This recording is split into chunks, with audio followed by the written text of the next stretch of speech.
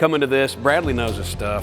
When he gets up on the stage and starts talking, you feel like you're listening to somebody who's been there. He's been on the purchasing side of the table. It's a very unique perspective that really gives me information to take back home to my very young sales team and feel like I can give them information that's going to set them up for success in what they're doing.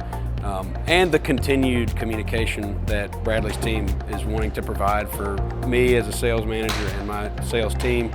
So if you're kind of on the fence about will this bring value to you or your company, maybe you're not the biggest fish in the pond, but the skills and principles that he teaches can apply to any building material supplier in the LBM industry.